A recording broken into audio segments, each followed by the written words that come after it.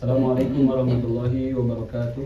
Waalaikumsalam warahmatullahi wabarakatuh. Ya, terima kasih kepada moderator atas kesempatan yang diberikan kepada saya selaku pemateri hari ini.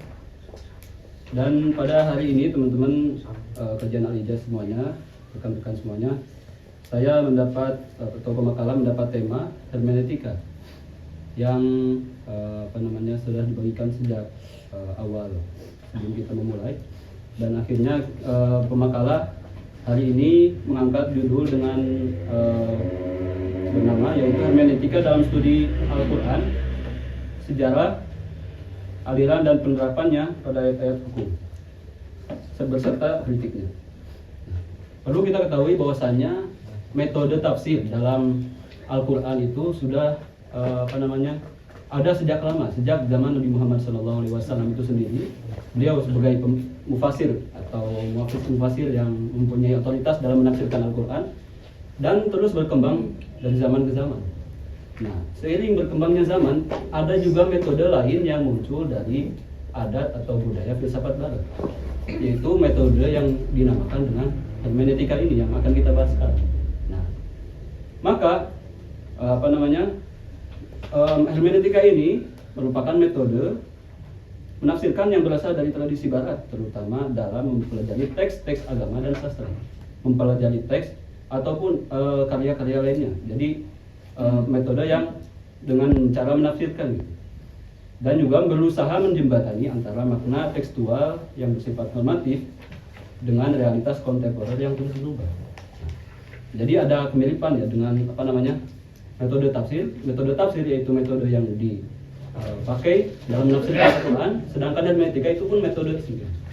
Nah, oleh karena itu ada percobaan dari sejumlah pemikir muslim atau sarjana muslim atau modernis muslim. Kan tafsir dari zaman ke zaman itu terus berkembang. Ada perkenalkan atau usaha yang diperkenalkan oleh sejumlah pemikir muslim untuk mengaplikasikan metode hermeneutika ini kepada Al-Quran, yang dimana dengan segala karakteristiknya metode hermeneutika ini yang berasal dari filsafat barat dan sebagainya, mereka sebagai sarjanawan muslim, modernis muslim memperkenalkan metode ini untuk diaplikasikan kepada Al-Quran. Nah, itu adalah fenomena yang belakangan ini sangat hangat diperbincangkan, karena munculnya modernis Islam ini di abad-abad 20 ini, di akhir-akhir 1900 gitu, yang mengaplikasikan metode ini kepada Al-Quran. Maka sebagian kalangan, seperti tadi yang disebutkan, mereka yang mengaplikasikan metode ini semua, kalangan sarjana muslim ini, tentu mereka adalah yang sepakat dengan pengaplikasian hermeneutika kepada Al-Quran. Namun tentu di sisi lain tidak sedikit yang mengkritik pendekatan ini dengan menganggap berpotensi mereduksi otoritas wahyu. Nah, kenapa bisa demikian? Nanti kita akan bahas di pembahasan selanjutnya. Nah, oleh karena itu menjadi penting bagi kita untuk mengetahui bagaimana sejarah daripada hermeneutika itu sendiri, bagaimana alirannya, bagaimana juga penerapannya yang dilakukan oleh sarjanawan muslim ini kepada Al-Quran. Makanya oleh karena itu pemakalah mengambil judul dengan hermeneutika dalam studi Al-Quran, sejarah, aliran, penerapannya juga pada ayat-ayat hukum beserta nanti kritiknya. Nah, itu sebagai pendahuluan.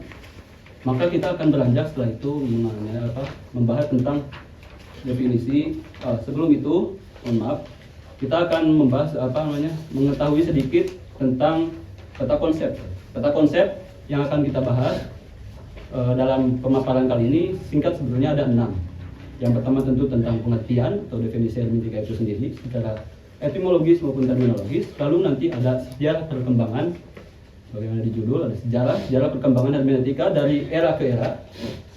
Nah, terus juga ada pembahasan tentang aliran-aliran dan juga karakteristik metode ini, yaitu metode hermeneutika, supaya kita mengetahui apa sih perbedaan yang menjelaskan antara metode ini dengan metode yang ada pada penafsiran Al-Quran. Lalu selanjutnya kita akan melihat bagaimana modernis Islam itu mengaplikasikan metode ini kepada ayat-ayat hukum misalnya yang menjadi acuan pada kajian kali ini. Meskipun ada ayat-ayat lain yang diaplikasikan juga oleh tradisi Islam. Tapi pada kesempatan kali ini pemakalan mengambil ayat-ayat hukum. Setelah itu juga kita akan melihat kritik yang dibantah atau bantahan yang dilontarkan oleh salah satu sarjanawan juga terhadap pengaplikasian tersebut, dan di akhir nanti ada kritik tentang pengaplikasian hermeneutika kepada Al-Quran. Maka kita beranjak ke pembahasan yang pertama, yaitu pengertian hermeneutika secara etimologi juga terminologi. Secara etimologi atau secara bahasa, hermeneutika itu berasal dari bahasa Yunani, yaitu hermenei, yang berarti apa? Menafsirkan. Yang berarti menafsirkan, dan dari kata ini ditarik kata hermenia, yang berarti penafsiran atau interpretasi. Interpretasi juga diterjemahkan oleh sementara penulis Arab, yaitu dengan ilmu takwil. Jadi hermeneutika dengan takwil itu secara bahasa sama. Jadi hermeneutika adalah takwil dan takwil adalah hermeneutika. Nah, juga pengasosiasian hermeneutik ini dengan kata hermeneutika dengan kata Hermes. Hermes oleh sebagian sarjanawan Muslim itu dikaitkan dengan Nabi Idris alaihissalam. Juga pengasosiasian hermeneutik dengan Hermes ini secara sekilas menunjukkan adanya 3 unsur yang akhirnya menjadi variabel utama dalam kegiatan memahami yaitu hermeneutika. Yang pertama ada tanda atau teks, ya objeknya gitu. Juga yang kedua ada Hermes. Ya, Hermes itu siapa? Oh, Hermes itu dalam mitologi Yunani dianggap sebagai rasul atau orang yang menyampaikan pesan daripada dewa-dewa kepada manusia gitu, kepada orang-orang yang nantinya menjadi penerima risalah tersebut gitu. Nah, pengasosiasian nama ini yang pertama tadi adalah teks, yaitu objeknya. Terus Hermes itu sendiri yaitu penyampai risalah atau penafsir, perantara. Dan juga ada penyampaian pesan itu sendiri. Jadi penyampaian dengan penyampai atau orang yang menyampaikan itu dibedakan. Jadi menjadi ada 3 variabel utama dalam hermeneutika. Itu secara bahasa, secara etimologis. Maka selanjutnya kita akan membahas tentang terminologis hermeneutika itu sendiri. Nah, hermeneutika yaitu metode-metode yang tepat untuk memahami dan menafsirkan hal-hal yang perlu ditafsirkan. Itu pengertian menurut salah satu sarjanawan Muslim juga, yaitu Pak Syahrul Muslim Syamsuddin yang telah menuliskan buku hermeneutika dan pengembangan umum Quran. Di sisi lain ada juga pengertian hermeneutika yang datang dari tokoh hermeneutika itu sendiri, yaitu Friedrich Schleiermacher yang mengartikan istilah tersebut dengan seni memahami secara benar bahasa orang lain, khususnya bahasa tulis. Jadi seni memahami gitu. Hermeneutika adalah seni memahami. Begitupun Gadamer gitu menyebutkan bahwasanya hermeneutika ini merupakan seni memahami, baik secara khusus dibutuhkan ketika makna suatu teks itu tidak jelas. Jadi penjelasan takwil atau hermeneutika itu dibutuhkan ketika tidak jelas suatu teks, maka mengambil metode hermeneutika itu sendiri, yaitu seni memahami dan seni praktis yang digunakan dalam hal-hal seperti bersama, menafsirkan bahasa lain dan lain sebagainya. Itu adalah hermeneutika secara bahasa. Nah, bagaimana demikian?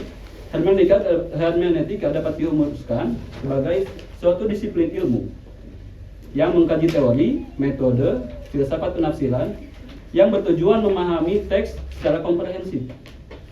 Juga melalui interaksi bahasa, pengarang, konteks.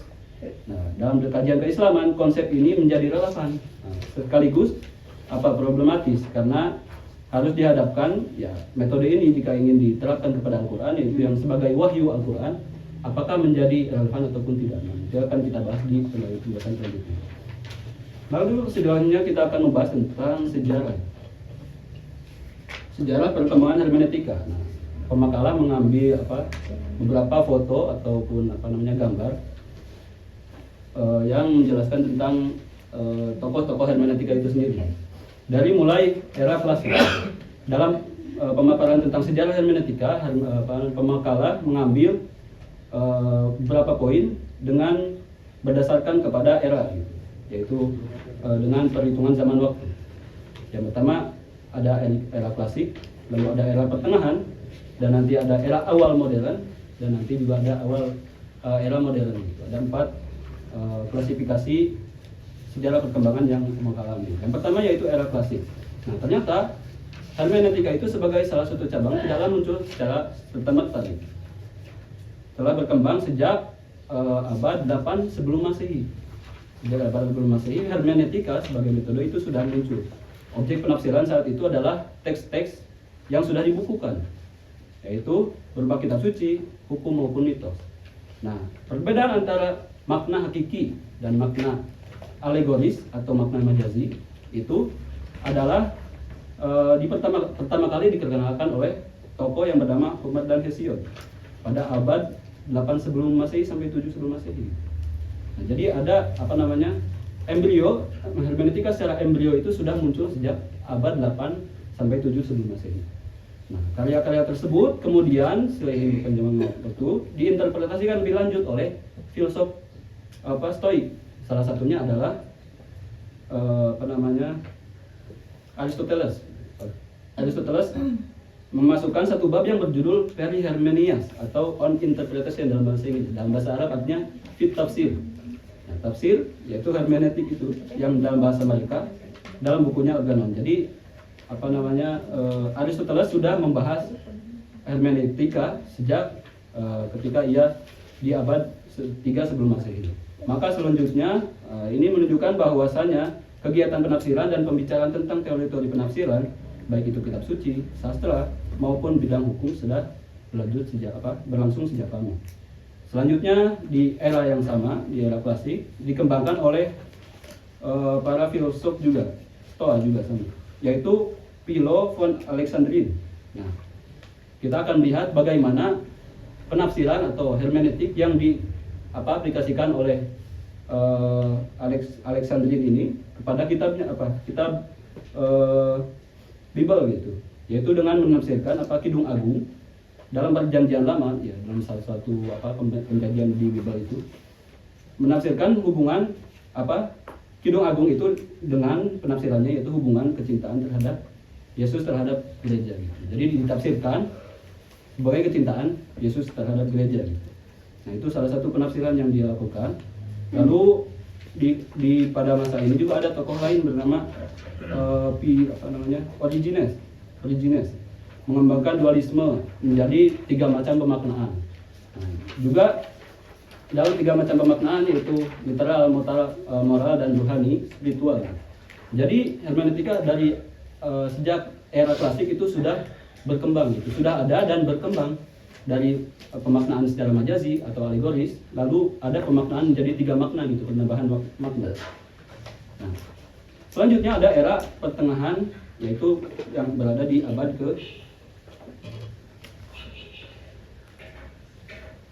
era pertengahan yang berada di abad ke-6 sampai 16 Masehi. Nah, pada abad ini mereka mengembangkan atau teolog Kristen itu mengembangkan sistematisir lebih lanjut hal-hal yang ditawarkan oleh orang-orang sebelumnya gitu. Nah, yang tadinya penafsiran itu menjadi 3 makna, sekarang di era awal pertengahan ini menjadi 4 makna gitu. Yaitu makna literal, alegoris atau majazi itu sendiri, makna moral dan anagogis. Sebagai contoh, kata Yerusalem dipahami oleh kaum Kristiani dengan 4 hierarki makna tersebut. Yang pertama, makna literalnya yaitu kota yang berada di Palestina, dan secara alegoris atau secara majazi itu adalah gereja Kristi, secara moralis yaitu jiwa manusia, dan secara anagogis yaitu Yerusalem yang kekal, yaitu akhir atau nanti yang berada di surga nanti. Jadi ada 4 makna di abad pertengahan ini gitu. Mereka mengembangkan lagi makna-makna dalam Bible gitu. Karena ini adalah metode yang diaplikasikan kepada Bible gitu. Nah, oleh selanjutnya, dan masih banyak lagi teolog sebenarnya dalam metode ini. Namun yang perlu dicatat bahwasanya kriteria penafsiran pada abad pertengahan atau era pertengahan ini masih terikat dengan tradisi dogma Kristen.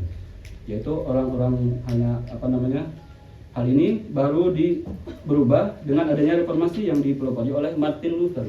Martin Luther juga menjadi sosok hermeneut atau tokoh hermeneutika yang penting pada zamannya, karena ia telah membawa atau menjadi reformis gitu dalam hermeneutika. Prinsip yang mendasar Luther bahwasanya Bible menafsirkan dirinya sendiri, artinya tidak ditafsirkan menurut perspektif tradisi gereja atau Kristen. Jadi menurut dia, analisis filologis perlu digalakkan atau digaungkan secara serius sehingga dapat memproduksi interpretasi atau hermeneutika atau penafsiran lainnya dan tidak tergantung kepada tradisi gereja. Nah, setelah itu ada abad era awal modern. Nanti ada abad modern, juga ada era awal modern gitu. Modern yaitu abad 17 Masehi sampai ke 20 Masehi. Nah, Renaissance dan reformasi yang ditandai oleh perkembangan ilmu pengetahuan juga ternyata banyak berpengaruh kepada penafsiran Bible. Oleh karenanya, pada era ini apa perbedaannya dengan hermeneutika klasik, yaitu bahwa pada masa lalu hermeneutika difokuskan untuk menafsirkan teks-teks suci. Ditafsirkan untuk menafsirkan teks-teks suci, sementara pada masa modern yang sekarang merupakan awal modern pembahasannya, yaitu hermeneutika tidak hanya terkait dengan teks-teks kanonik atau yang telah dibukukan saja, melainkan sudah merambat kepada bidang-bidang yang bisa ditafsirkan, menyangkut seluruh bidang ilmu sosial. Inilah yang disebut hermeneutika generalis atau hermeneutika umum. Nah, dalam era ini muncul juga hermenet atau tokoh hermeneutika yang sangat berpengaruh, yaitu Schleiermacher yang berada di abad 17. Nah, dia salah satu tokoh yang selalu dibahas dalam pembahasan sejarah.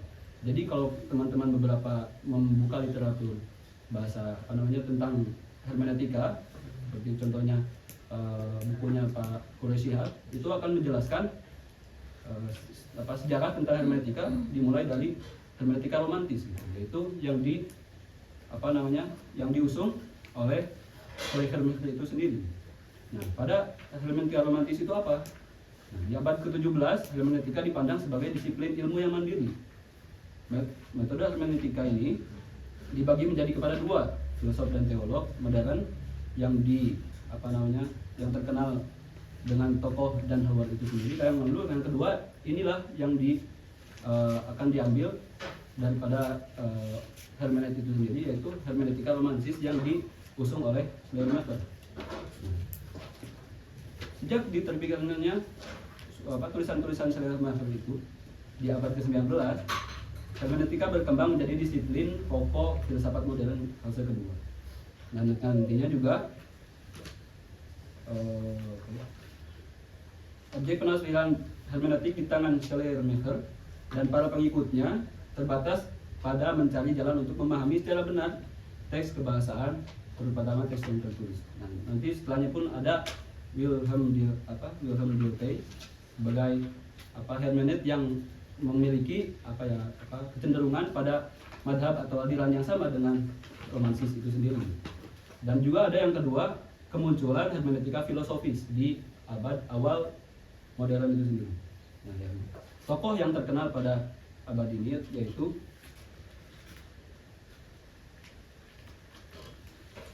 tokoh yang terkenal mengambil aliran hermeneutika filosofis ini diusung oleh Martin Heidegger yang berada di abad 20. Ini adalah orang yang sejarah zaman sebenarnya dekat dengan kita.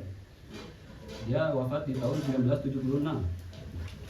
Dengan hermeneutika filosofisnya berbeda dengan yang tadi romansis. Romansis itu berfokus kepada teksnya. Jadi sesuai teks itu harus ditafsirkan sesuai dengan keinginan pengarangnya. Sedangkan pada hermeneutika filosofis, teks atau sesuatu yang ditafsirkan itu tentunya dan berfokus kepada penyampainya. Jadi memahami atau pemahaman itu sendiri.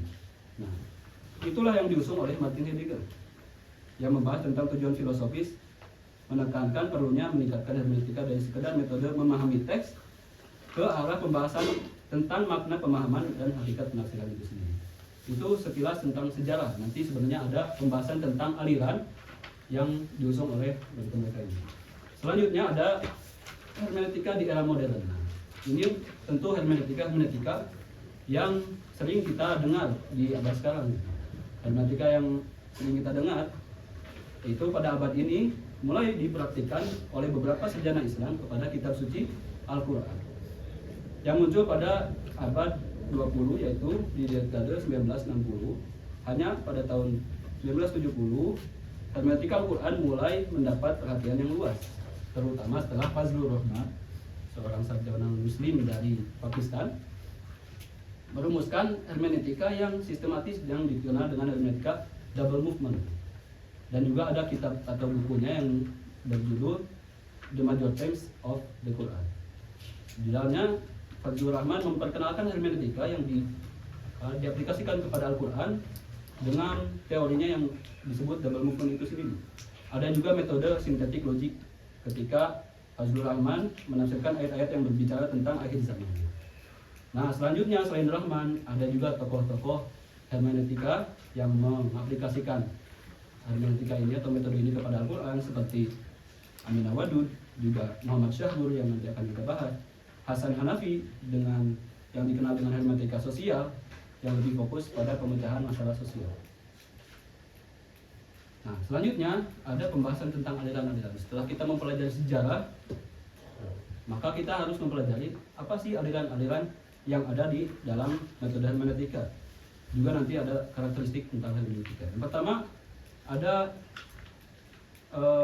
hermeneutika teoritis. Nah, tentu hermeneutika kontemporer mempunyai segitiga aliran yang saling mewakili aliran hermeneutika pada umumnya. Tren hermeneutika itu disebut hermeneutika teoritis yang berfokus kepada teks. Lalu nanti ada hermeneutika filosofis yang berfokus kepada penafsir, filosofi, filsafat penafsiran. Dan nanti ada hermeneutika yang berisi untuk mengkritisi pemikiran.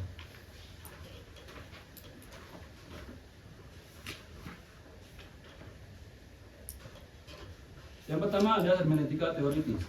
Hermeneutika teoritis atau hermeneutika yang berisi cara untuk memahami teks, yaitu hermeneutika yang berisi tentang aturan metodologis untuk sampai kepada pemahaman yang diinginkan pengarang.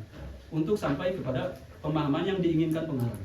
Ini hermeneutika yang menjadi fokus pada hermeneutika teoritis.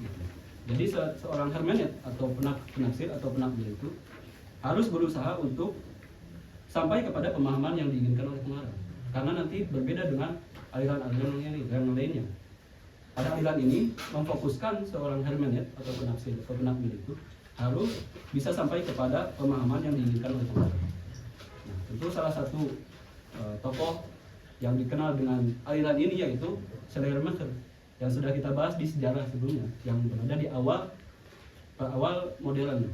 Schleiermacher adalah salah satu tokoh yang berfokus kepada hermeneutika, aliran hermeneutika yang ini, yaitu hermeneutika teoritis, supaya penafsir atau hermeneut atau penakbir harus memahami pemahaman yang diinginkan oleh pengarang. Selanjutnya ada hermeneutika filosofis.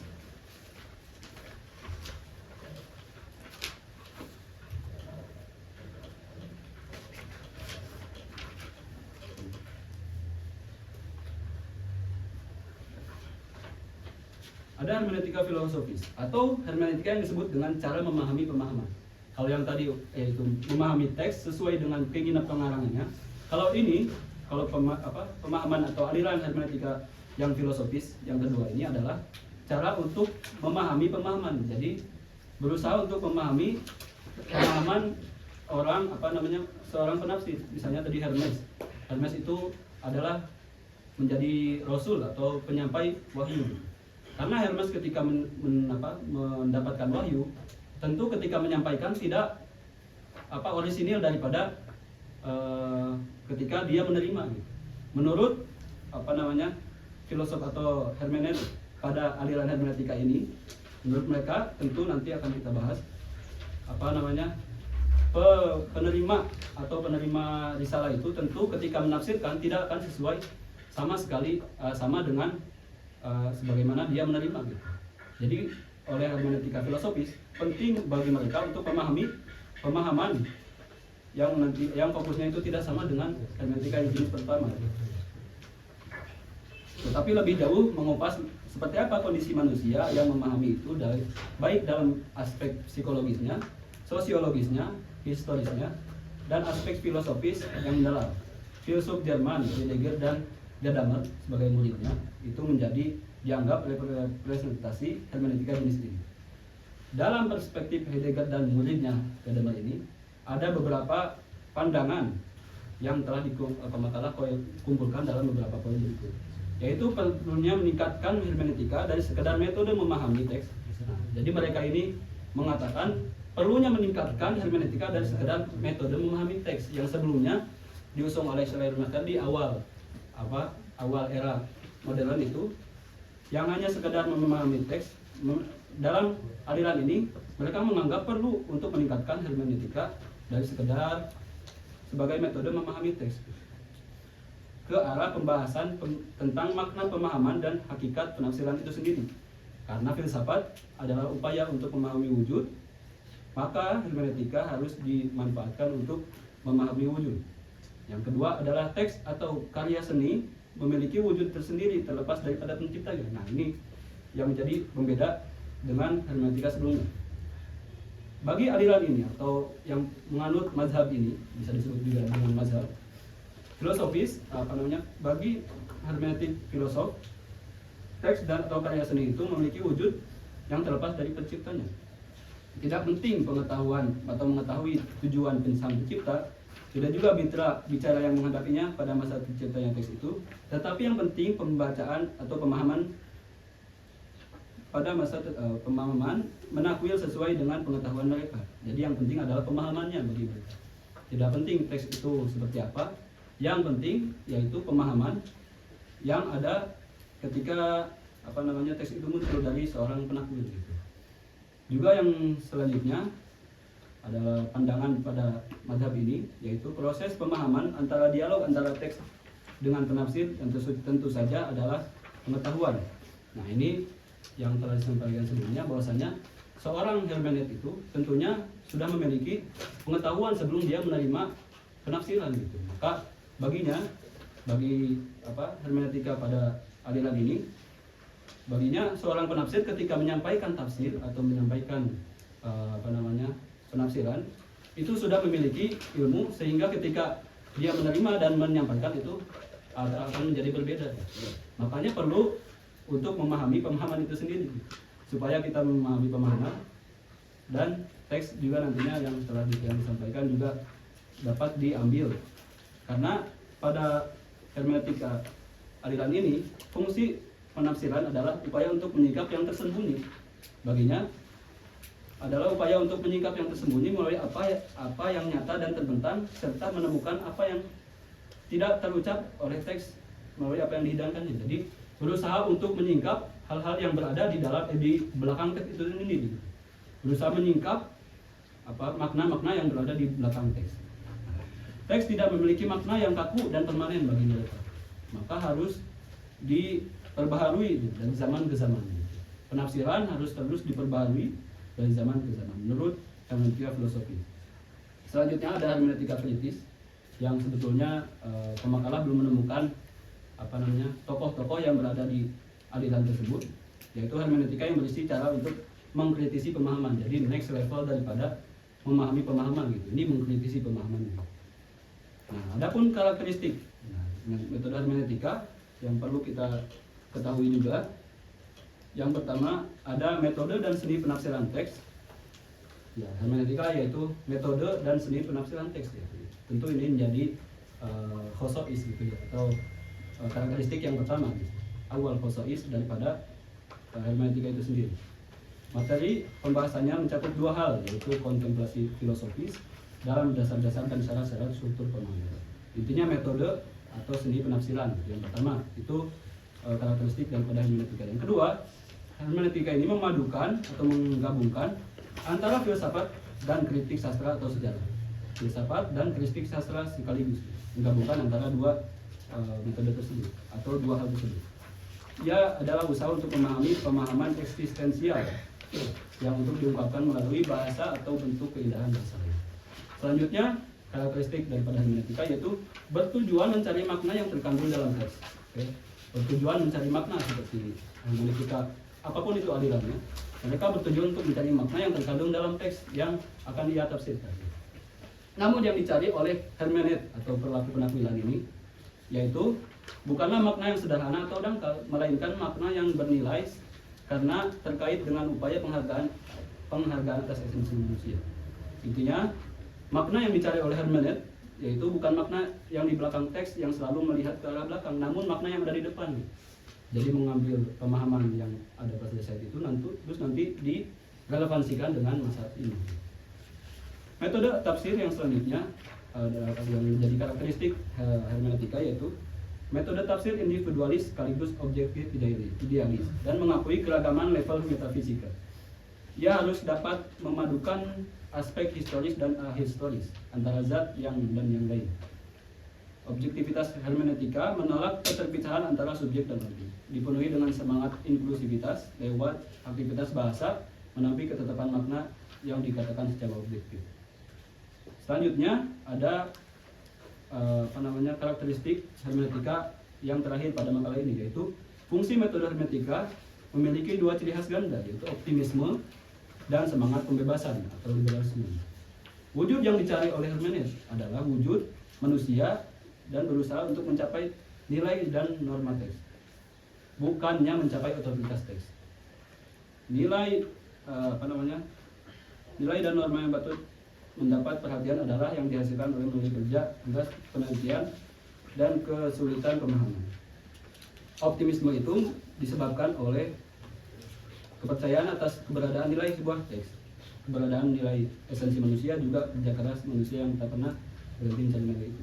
Nah, dari pemaparan tersebut kita bisa simpulkan bahwasanya hermeneutika ini sebagai karakteristiknya. Daripada karakteristiknya kita bisa mengetahui bahwasanya hermeneutika adalah metode yang mendorong seorang hermeneut untuk memahami teks, untuk mencari makna baru, untuk mencari makna baru yang berpandangan ke depan dan harus diperbarui terus-menerus. Yang artinya makna tersebut mengkehendaki perubahan dan tidak bersifat final. Harus terus-menerus di-update, harus terus-menerus diperbarui. Dan membuka kemungkinan pluralitas tafsir, atas kebenaran. Nah, dengan seluruh karakteristik yang ada pada hermeneutika, maka kita akan melihat studi komparatif antara hermeneutika dengan tafsir dan takwil. Apakah hermeneutika sebagai metode itu sama dengan metode penafsiran Al-Quran, yaitu tafsir dan takwil yang sudah disusun oleh ulama sejak lama? Maka kita akan melihat pertama perbandingan atau komparasi dengan hermeneutika dengan tafsir. Secara pengertian, secara bahasa, tafsir dan hermeneutika tentunya sama. Tafsir, hermenein tadi disebutkan, yaitu penafsiran. Bukan tafsir juga dalam bahasa Arab, yaitu penjelasan atau al-wudu wal bayan. Tafsir disebutkan dalam Al-Quran, wala yatuna bimithlihi illa ji'naka bil haqqi wa ahsana tafsir. Yaitu penjelasan yang baik, ahsana tafsir. Selanjutnya, tafsir juga diambil dari kata al-faslu, berarti penjelasan ataupun peningkapan. Nah, hermeneutika pun secara bahasa adalah cara menafsirkan. Sama, jadi secara bahasa terdapat kemiripan makna antara tafsir dan hermeneutika dari segi definisinya, di mana tafsir dan hermeneutika memiliki arti penjelasan. Oleh karena itu, seorang mufasir dan hermeneutik Al-Quran secara bahasa merupakan orang yang mencoba menjelaskan makna daripada ayat-ayat yang terkandung pada Al-Quran, menjelaskan. Nah, kendati demikian, terdapat syarat-syarat mufasir yang harus dipenuhi, seperti yang sudah kita ketahui, yaitu tidak benar, bersih dari kepentingan hawa nafsu, mendahulukan penafsiran Al-Quran dengan ayat-ayat lainnya atau Al-Quran bil-Quran, lalu sebenarnya ada Al-Quran di Sunnah, mencari penafsiran daripada Sunnah Nabi, juga menguasai kaidah-kaidah bahasa Arab secara menyeluruh, juga mengetahui pokok-pokok ilmu lainnya seperti asas babun nuzul, ilmu qiraat, ilmu tauhid, dan lain sebagainya daripada syarat-syarat mufasir. Nah, ada perbedaan mendasar antara hermeneutika dan metode tafsir yang dapat dikategorikan sebagai berikut. Yang pertama, dalam pandangan tafsir, Al-Quran dianggap sebagai firman Allah Subhanahu wa Ta'ala yang turun dari langit, sedangkan dalam hermeneutika setiap teks memiliki kedudukan yang sama. Jadi teks manusiawi atau yang dikarang oleh manusia ataupun teks-teks apapun lainnya itu semuanya teks sama menurut hermeneutik atau dalam metode hermeneutika. Dalam hermeneutika juga yang kedua, tidak ada otoritas tunggal yang menafsirkan teks. tidak ada otoritas tunggal dalam menafsirkan teks. Jadi semua orang bisa menafsirkan. Semua orang bisa menafsirkan teks. Sudah ada selanjutnya. Oke. Jadi dalam hermeneutika kembali lagi di poin kedua, tidak ada otoritas tunggal dalam menafsirkan teks. Akan tetapi para ahli tafsir percaya bahwasannya Nabi Muhammad SAW adalah sumber terbaik untuk memahami Al-Quran. Sedangkan dalam hermeneutika tidak ada otoritas dalam menafsirkan. Yang ketiga adalah sumber-sumber yang digunakan untuk menafsirkan berbeda. Juga berbeda. Dalam tafsir, sumber-sumber yang berasal dari riwayat dan akal. Berasal dari riwayat dan akal. Ada bil maktub, juga bil wahyi. Sedangkan dalam hermeneutika sumber utama adalah sejarah, bahasa, dan budaya. Jadi memiliki perbedaan sumber gitu. Ketika seorang ingin mengadopsi atau metode hermeneutika ini, mereka mencari rujukan sumber utamanya yaitu sejarah, bahasa, dan budaya. Sedangkan kita yaitu riwayat, juga bil wahyi gitu ya. Sudah kita ketahui. Dalam ilmu Al-Quran selanjutnya, untuk menafsirkan Al-Quran, seseorang harus memiliki pengetahuan tertentu yang sudah ditetapkan. Menafsirkan Al-Quran itu seseorang harus memiliki pengetahuan tertentu yang sudah ditetapkan seperti tadi tafsir gitu, dengan segala syaratnya menjadi mufasir. Akan tetapi dalam hermeneutika tidak ada aturan pasti tentang pengetahuan yang harus dimiliki oleh penafsir suatu teks. Dan perbedaan terakhir dalam mufasir juga hermeneutik, yaitu dalam keserjanaan Islam dan ilmu tafsir ada aspek-aspek yang tetap dan aspek-aspek yang berubah. Jadi ada thawabit, juga ada yang bisa berubah gitu. Seperti yang tetap, yang tidak bisa berubah yaitu hukum ibadah dan hukum yang tidak berubah dengan seiring berkembangnya waktu. Yang ketika akan kita bahas yaitu tentang hukum. Hukum dalam Islam itu merupakan aspek yang tidak berubah seiring berkembangnya waktu. Sedangkan sementara aspek yang bisa berubah berkaitan dengan hukum-hukum yang bisa disesuaikan dengan situasi seperti hukum perdata, ekonomi, ataupun politik. Adapun hukum yang kita akan bahas nanti adalah termasuk hukum-hukum yang tidak berubah. Dan dalam hermeneutika tidak ada penafsiran yang tetap atau standar. Seorang ahli hermeneutika bisa memberikan penafsiran terhadap Al-Quran selama mereka memahami 3 dimensi hermeneutika, yaitu teks, konteks, dan kontekstualisasi. Selanjutnya ada komparasi antara hermeneutika dan takwil. Setelah tadi ada tafsir atau penjelasan, sedangkan takwil menurut beberapa perspektif ulama dan yang diambil pada pembahasan kali ini yaitu takwil yang bersifat, yang berarti adalah ungkapan dari sebuah kemungkinan makna yang dikuatkan oleh dalil sehingga lebih kuat secara perkiraan daripada makna yang muncul secara lahiriah. Itulah adalah takwil atau definisi takwil yang dianggap pada pembahasan kali ini. Dalam perspektif kedua menurut ulama Al-Quran, perspektif ini pun terbagi menjadi 2 pendapat. Nah, ya takwil itu kan tadi ada yang mengatakan adalah sama dengan tafsir atau muradif daripada tafsir itu sendiri. Yang kedua ada takwil yang berbeda, yaitu ungkapan dari sebuah kemungkinan makna daripada makna yang mustahil. Ada makna yang mustahil, maka harus kita takwil. Itu adalah definisi takwil. Nah, adapun syarat-syarat yang harus dipenuhi dalam penakwilan, yaitu yang pertama, lafaz yang hendak ditakwil harus berupa lafaz yang memiliki potensi menerima takwil. Jadi tidak sembarang lafaz bisa ditakwilkan dalam Al-Quran. Harus ada klasifikasi yang memenuhi sehingga lafaz tersebut bisa ditakwil. Seperti lafaz yang asal mulanya peletakannya mengandung makna takwil seperti makna lahir atau nas. Apabila lafaznya muhkam dan mutasyabih, jadi ayat-ayat mutasyabihat inilah yang bisa ditakwil, sedangkan ayat-ayat muhkam tidaklah bisa ditakwil. Makna yang selanjutnya adalah makna yang menjadi makna takwil adalah makna yang memang dikandung oleh lafaz itu secara kebahasaan yang digunakan secara syariat. Jadi maknanya tidak bebas sesuai dengan penakwilnya, sesuai dengan keinginan penakwil. Yaitu makna yang harus terkandung secara kebahasaan ataupun yang digunakan secara syariat. Apabila ia tidak termasuk pada makna yang dikandung oleh lafaz, maka takwilnya itu dikatakan takwil yang batil atau yang sesat. Yang ketiga adalah takwil tersebut harus didasarkan kepada dalil yang benar berupa teks, ijma ataupun kias dan dalil-dalil yang sahih. Jadi ada sandarannya. Ada sandaran daripada takwil. Oke, itu beberapa tentang perbedaan antara tafsir dan hermeneutika dan takwil. Adapun perbedaan yang perlu kita ketahui yaitu yang pertama antara hermeneutika dan takwil. Takwil dalam tradisi keilmuan sudah mengakui dan tunduk kepada kesucian teks. tunduk kepada kesucian teks dan keilahian sumbernya, lebih khusus dalam masalah-masalah teks agama. Sedangkan hermeneutika di barat memperlakukan teks sebagai murni fenomena bahasa dan tidak mengakui kesucian teks. Semua teks itu sama rata bagi hermeneutika. Sedangkan takwil masih mengakui kesucian teks. Yang selanjutnya adalah takwil dalam tradisi Islam membedakan antara jenis-jenis yang bisa ditakwilkan seperti yang tadi, sedangkan hermeneutika tidak. Yang selanjutnya adalah makna yang tetap dan tidak berubah gitu. Ada menekankan makna yang tetap dan tidak berubah dalam takwil. Sedangkan dalam hermeneutika seluruh makna bisa saja berbeda-beda dan harus diperbarui dari zaman ke zaman. Selanjutnya, maka kita akan melihat bagaimana modernis Islam mengaplikasikan metode hermeneutika kepada ayat hukum yang menjadi pembahasan kita pada hari ini. Modernisme yang di sini, yang dimaksud dalam konteks ini yaitu suatu arus intelektual barat yang didasarkan pada pemberontakan terhadap realitas Islam, realitas dalam setiap aspek baik keagamaan, politik maupun sosialnya. Jadi yaitu arus intelektual barat gitu, orang-orang muslim yang mengikuti arus intelektual barat. Adapun modernis dalam konteks ini adalah para sarjanawan muslim yang menolak warisan para pendahulu. Jadi modernis bagi dia haruslah kita beranjak daripada warisan-warisan ulama terdahulu, beranjak kepada apa yang relevan dengan hari ini dan nanti akan relevan di zaman selanjutnya. Jadi menolak warisan para pendahulu. Itulah salah satu yang dianggap oleh para sarjana atau modernis Islam.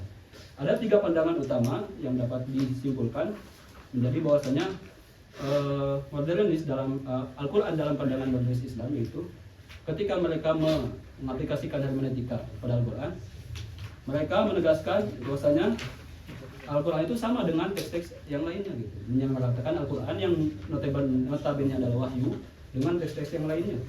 Lalu yang kedua, Al-Quran pun menjadi produk budaya karena ditafsirkan menurut mereka itu hanya relevan pada masanya gitu. Ketika Rasul menafsirkan maka relevan pada zamannya saja. Sedangkan di zaman sekarang harus memiliki penafsiran yang baru dan tidak bisa mengambil penafsiran yang ada yang diwariskan oleh para pendahulu. Juga yang terakhir adalah harus memutus hubungan dan memberontak terhadap warisan ilmiah yang diwariskan.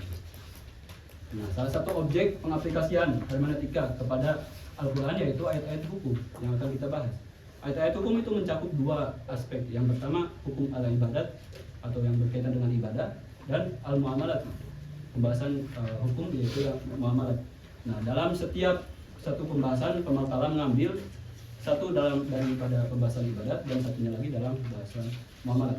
Yang dalam ibadat terdapat hukum pengaplikasian metode hermeneutika terhadap hukum sholat. Adalah ayat Al-Quran yang masyhur yaitu ya ayyuhalladzina amanu idza nudiya lis-sholati min yaumil jumu'ati fas'au ila dzikrillah wa dzikrillah.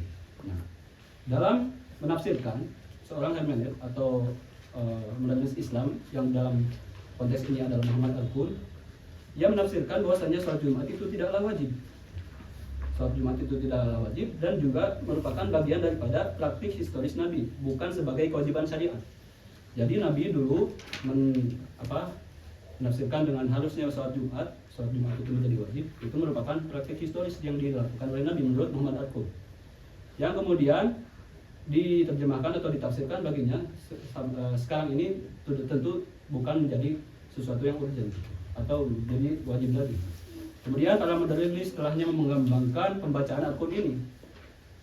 Nah, mereka juga mengatakan kenapa Yaumul Jumu'ah itu dikatakan dinamakan dengan nama ini Al-Jumu'ah gitu, supaya orang berkumpul kan pada hari ini.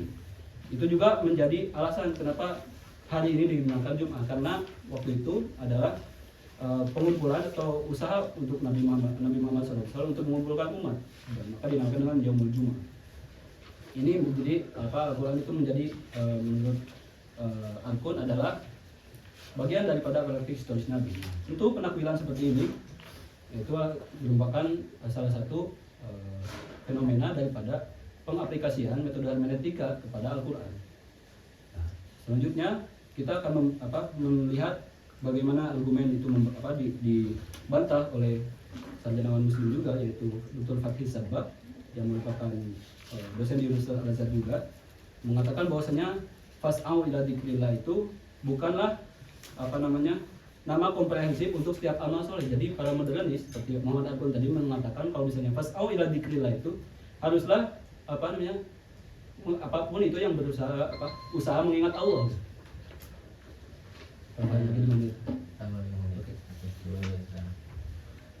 Jadi fas'au ila dzikrillah menurut Muhammad Arbun itu adalah mengingat Allah bagaimanapun caranya. Bagaimana caranya? Seorang itu harus mengingat Allah Subhanahu wa taala. Sedangkan fas'au di sini menurut Dr. Fatih Sabak yaitu mengarah kepada kewajiban. Maka kewajiban tersebut adalah juga menjadi ijma ulama gitu. Bahwasanya salat Jumat itu menjadi wajib, tidak bisa menjadi tidak wajib. Adapun klaim bahwasanya penempatan hari Jumat sebagai hari raya umat muslim yang dikatakan oleh Al-Qur'an itu adalah salah satu klaim yang batil. Karena klaim bahwasanya pengumpulan kegiatan berkumpul pada hari Jumat itu bukanlah tiruan daripada umat Yahudi. Jika Yahudi itu memiliki hari Sabtu juga hari Minggu dan Kristen di hari Minggu, kata Al-Qur'an Jumat itu adalah reaksi daripada adanya hari-hari tersebut di umat-umat Kristen juga Yahudi. Maka Islam mengadakan hari Jumat supaya ada juga hari khusus untuk umat Islam. Tidak seperti itu. Akan tetapi hari Jumat bukanlah tiruan daripada umat Yahudi. Di antara bukti yang menguatkan bantahan ini adalah nama-nama hari itu telah dikenal sebelum adanya Yudaisme, Kekristenan dan era pra-Islam. Juga yang menjadi bukti yaitu keutamaan hari Jumat dibandingkan hari-hari lain telah ditetapkan sebelum adanya agama Yahudi. Itu adalah beberapa bantahan yang dilontarkan oleh Fatih Sabak. Selanjutnya adalah pengaplikasian metode hermeneutika pada hukum khamar sebagai contoh daripada hukum yang berada di koridor muamalat. Hukum khamar menurut salah satu sarjanawan muslim atau modernis Islam yaitu Muhammad Syahrul tidaklah haram di zaman sekarang. Jika ada ayat Quran mengatakan yas'alunaka 'anil khamri wal maisir qul fihi ma ithmun kabiru wa manafi'u linnas. Menurut Muhammad Syahrul, bagaimana Al-Quran bisa mengharamkan hal-hal yang di dalamnya terdapat manfaat? Wa manafi'u linnas, maka tidak menjadi realistis atau tidak logika ketika Al-Quran mengharamkan hal-hal yang berada di dalamnya manfaat baginya seperti itu. Juga ayat-ayat yang mengatakan innamal khamru wal maisir wal ansab wal azlam rijsun min amali syaitan fajtanibuhu. Fajtanibuhu di sini Muhammad Syahrul mengatakan bahwasanya ijtanibuhu itu tidak sama dengan redaksi haram, pengharaman gitu. Tidak sama dengan haram. Hindarilah gitu. Hindarilah itu tidak sama dengan hurrimat alaikum misalnya. Hurrimat alaikum itu adalah hal-hal yang diharamkan menurut Muhammad Syahrul. Sedangkan fajtanibuhu tidak mencapai derajat haram sama seperti yang dikatakan oleh hurrimat alaikum. Maka aturan tersebut tentunya dibahas atau dibantah oleh salah satunya sarjanawan Islam yang menolak hermeneutika dengan bantahan-bantahan yang panjang juga. Bisa teman-teman baca dalam di halaman 17. Berarti larangan dalam Al-Quran itu redaksinya tidak hanya dengan haram saja, bisa dengan fajtanibu, bisa dengan la nahi atau la nafi. Ada juga redaksi yang menyatakan larangan dan lain sebagainya. Selanjutnya adalah pembahasan terakhir tentang kritik atas penerapan hermeneutika terhadap Al-Quran. Ada yang pertama kritik yang datang dari Grand Sheikh yaitu Syekh Ahmad Thayyib yang mengatakan bahwasanya menganggap Al-Quran sama dengan teks-teks lain. Jadi hermeneutika ini sama saja ketika kita mengaplikasikan hermeneutika kepada Al-Quran, sama saja ketika dengan kita menganggap Al-Quran itu sama dengan teks lain seperti yang telah disampaikan sebelumnya. Juga yang kedua, terlihat bahwa kelemahan terbesar dalam hermeneutika muncul dalam tataran aplikatif terhadap akidah dan usul hukum seperti yang tadi. Yang tadinya haram menjadi boleh, tadinya tidak boleh menjadi boleh. Banyak sekali kelemahan-kelemahan dalam metode hermeneutika yang meruntuhkan hal-hal yang telah diketahui secara pasti al-ma'lum bid-darurah dalam Islam. Yang ketiga tentunya ada kritik yang disampaikan juga bahwasanya hermeneutika mendorong pada pelucutan kesakralan Al-Quran. Nah, sebagai penutup, tentu metode hermeneutika ini atau adanya hermeneutika ini menjadi fenomena yang perlu kita pelajari sebagai pelajar tafsir, lebih khusus atau lebih umum adalah pelajar dalam bidang agama, dan dalam lebih khusus adalah mahasiswa. Fenomena ini perlu kita pelajari, dan setelah kita mengetahui juga tadi komparasi antara tafsir, takwil juga hermeneutika, menjadi metode ini tidaklah begitu kuat, tidak memiliki kekuatan yang sama dengan metode tafsir dan takwil yang ada dalam tradisi Islam. Juga perbedaan perbedaan teks yang ditafsirkan. Sedang dalam Al-Qur'an adalah wahyu, sedangkan hermeneutika menganggap semua teks itu sama. Dan ini tentu berbeda atau bertabrakan dengan sifat Al-Qur'an yang berasal dari wahyu tersebut. Nah, oleh karena itu, maka kita perlu meyakini bahwasanya Al-Quran diturunkan sebagai pedoman utama untuk mengarahkan manusia dan realitas kehidupannya untuk menyesuaikan diri dengan tuntunan wahyu.